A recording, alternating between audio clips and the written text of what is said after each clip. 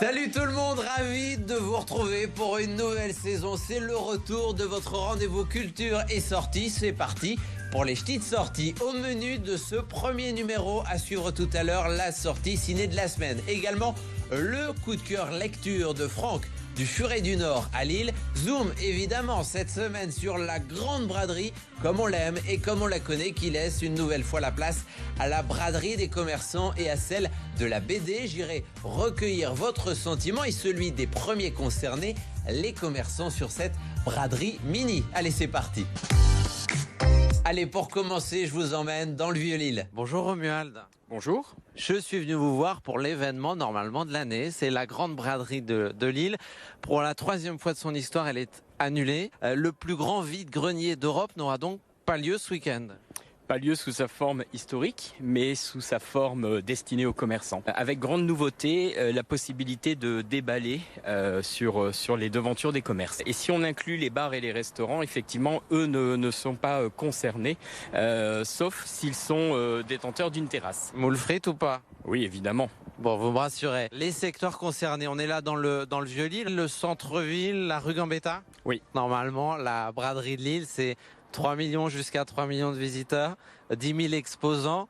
Est-ce qu'il y aura une jauge cette année de visiteurs, un contrôle à ce niveau-là? Oui, on fera attention de respecter à la fois les jauges dans nos commerces et les jauges aussi devant nos commerces, puisque l'idée c'est de passer un très bon moment et pas du tout d'avoir 3 millions de visiteurs pour faire un méga cluster. Finalement, c'est des soldes rallongés en fait. Non, c'est une braderie des commerçants.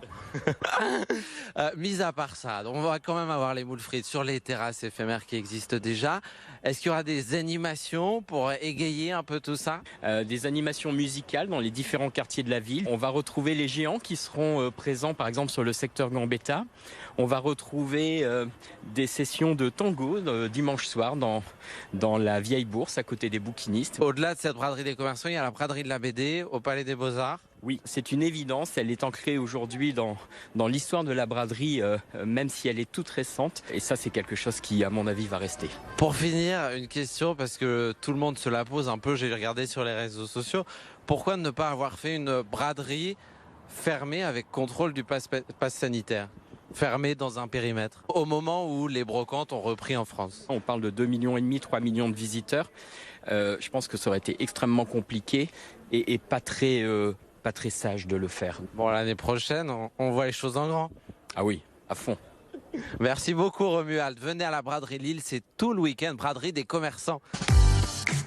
Alors vous, les bradeux, les chineurs et les commerçants, que pensez-vous de cette braderie version adaptée à la situation sanitaire? Je vous ai posé la question, regardez. Bonjour Christelle. Bonjour. TOC, ça veut dire? Trouble obsessionnel culinaire pour les passionnés de cuisine. Je crois que Romuald en est un. Mon truc à moi, c'est la pâtisserie. Vous savez me faire un millefeuille?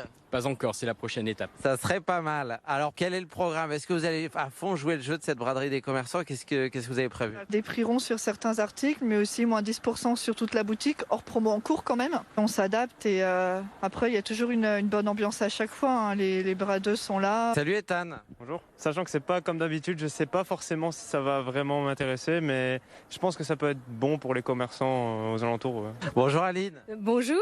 On est rue de la Monnaie, la chaise longue, au 48. Est-ce que vous avez prévu de jouer le jeu pour cette braderie des commerçants? Bien sûr, enfin, on va pouvoir déballer dehors, on est super contents. Vous vendez quoi ici? Des objets déco-cadeaux, des petits fauteuils à Acapulco, des petits fauteuils où monsieur est gentiment installé. Et il n'en rate pas une. Quand on peut faire une pause, Romuald. T'as fait la vraie braderie de Lille, la grande. Oui. Quand il pleuvait à verse, il me semble. Mais c'est ça la vraie braderie de Lille. Cette année, elle est annulée une nouvelle fois. Qu'est-ce que t'en penses? C'est triste parce que c'est là où plein de gens viennent et discutent ensemble. On peut croiser des personnes qu'on connaît pas et faire de nouvelles connaissances. Bonjour Dominique. Bonjour. On est au combien ici? Au 19 rue de la Monnaie. On espère que les clients seront au rendez-vous parce que beaucoup de gens ne sont pas au courant que la braderie est maintenue pour les commerçants. Si, on le dit, on le répète. Et puis il y aura des animations. Vous allez même pouvoir vous monter un petit podium et chanter. Mais c'est ce que je vais faire. J'ai prévu un striptease, mais bon, suivant le temps. Votre sentiment en tant que Lilloise suite à une nouvelle fois l'annulation de la braderie comme on la connaît, comme on l'aime? C'est une cata pour tout le monde. Pour tous les petits bradeux qui, eux, ont besoin d'un petit coup de trésorerie en entrée d'hiver, mais bon. Bonjour Caroline. Bonjour. La fée maraboutée, c'est vous? Non, c'est pas moi, je suis une petite fée de la fée maraboutée, oui, en effet. Vous êtes contente en tant que commerçante et lilloise? Contente, l'un comme l'autre, de pouvoir enfin faire la braderie, qui est quand même une institution depuis des années à Lille et qui nous manque beaucoup. L'année prochaine, ce sera encore plus grandiose. J'espère. Bonjour Maude. Bonjour. On est ici à Omy. 12 rue de la Monnaie. En espérant que les prochaines années, on retrouvera notre vraie braderie. Mais bon, c'est toujours bien d'avoir quand même un événement à ce moment-là de l'année. Bonjour Gladys. Bonjour. Oui, c'est mieux que rien, c'est bien. Moi, je pense que je vais y faire un tour, forcément, puisque c'est historiquement, on passait aussi chez les commerçants. Mais c'est pas la braderie au sens de l'esprit de la fête, quoi.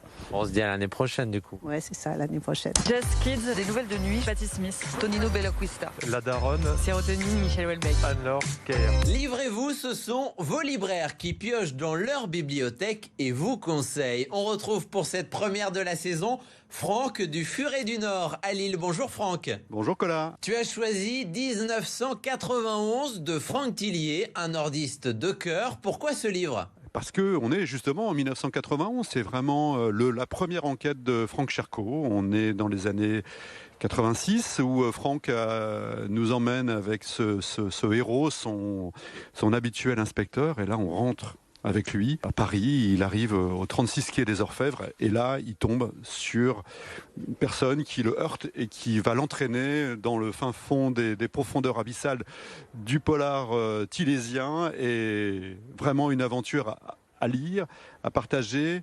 Un retour dans le temps, mais on est vraiment sur la genèse de Charcot. On lit tout de Franck Tillier, c'est vraiment un ami des libraires, c'est un ami du Furet, c'est vraiment notre héros policier local, quoi. Une histoire d'amour et de désir, c'est la sortie ciné de la semaine, un film de Laïla Bouzid, l'histoire d'Ahmed, 18 ans, un Français d'origine algérienne qui a grandi en banlieue parisienne.